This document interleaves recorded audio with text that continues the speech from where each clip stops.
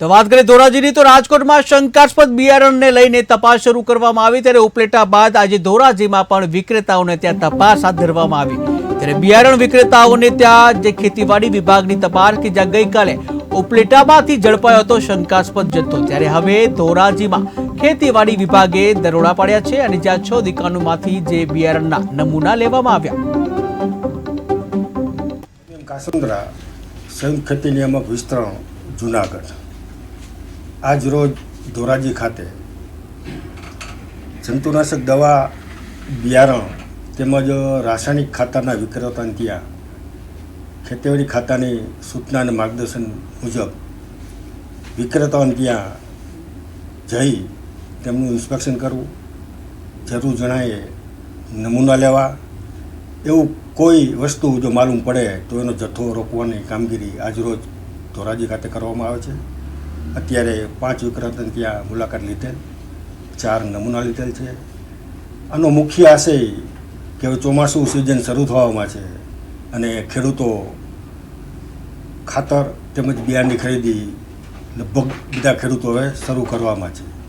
તો ખેડૂતોને ગુણવત્તાયુક્ત બિયારણ, રાસાયણિક ખાતર અને જંતુનાશક દવા મળી રહે એ આશયથી આ સ્કોડની રચના થયેલ છે અને છેલ્લા 3 દિવસથી સમગ્ર રાજ્યમાં આ કામગીરી ચાલુ છે।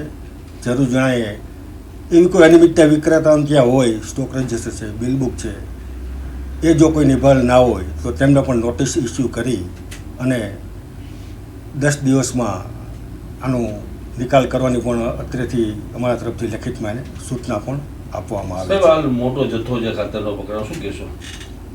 રાસાયણિક અગાઉ પણ અનેક જગ્યાએ ખાતર અને બિયારણ ડુપ્લિકેટ પકડાયું છે। ધોરાજીમાં એવું કોઈ શંકાસ્પદ વસ્તુ મળી ખરી? ધોરાજીમાં અત્યારે મેં 5 વિક્રેતાને ત્યાં મુલાકાત લીધેલી, એમાં કોઈ શંકાસ્પદ વસ્તુ જોવા મળેલ નથી। અમને એવું લાગ્યું ત્યાં અમે નમૂના સેમ્પલ ખેતીવાડી અધિકારી મારફત લેવડાવેલા છે।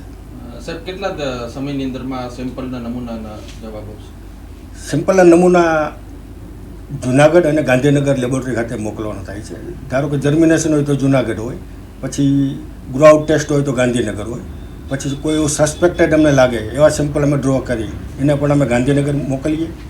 જર્મિનેશનનું તો લગભગ 15-20 દિવસમાં પરિણામ આવી જાય। ગ્રો આઉટ ટેસ્ટ એટલે આખા કોઈ પણ વેરાયટીની લાક્ષણિકતા, એના કેરેક્ટર, એટલે એમાં 3 થી 4 મહિના જેવો સમય લાગે અને બાકી જે શંકાસ્પદ છે એનું રિઝલ્ટ પણ ટૂંક સમયમાં આવી જાય। શંકાસ્પદ જે જથ્થો લીધો, કઈ દુકાન લીધો?